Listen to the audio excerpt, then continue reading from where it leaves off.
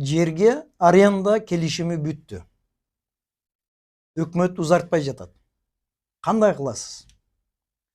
Ошондуктан бул жерди ижарага алууда өзүнүн эрежелери, жоболору бар. Ошондуктан келишим түзгөндө кээ бир келишимдер типтүү келишимдер болот.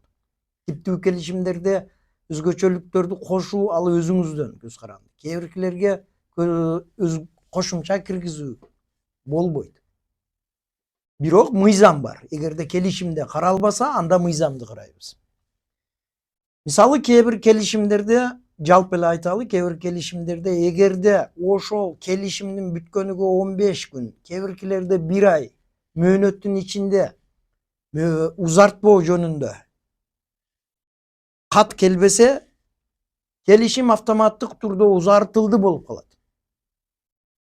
Пролонгация деген түшүнүк бар, бирок бул көпчүлүк учурда көрсөтүлбөй калат, ошондуктан калып кетет.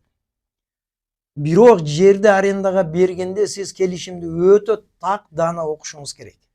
Анткени келишимдин мөөнөтү дегенде, келишимдин токтотулушу деген жеринде келишимдин мөөнөтү бүткөндө деп коет. Болду. Эгерде ошол келишимдин мөөнөтү бүткөндө болсо, 1 жылга болсо 1 жыл бүттү. Андан кийин узартуу процедурасы каралган эмес. Демек анда бүттү болуп эсептелинет.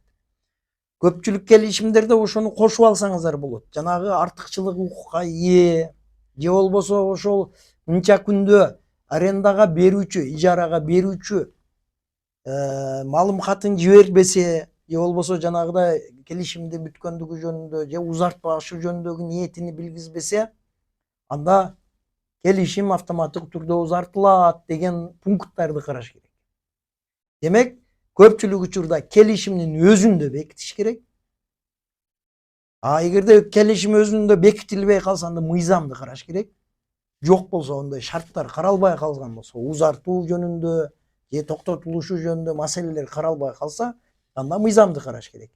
Мыйзамдын негизги мааниси да ошондо турат. Мыйзамда так жазылган, эгерде келишимде каралбаса, анда мыйзам менен каралыш керек. Демек, келишимге өтө маани беришиңиздер керек.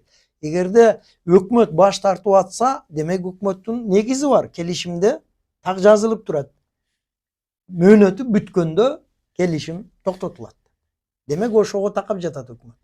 Башка андай бир шарт каралган эмес деген түшүнүктү берип жатат.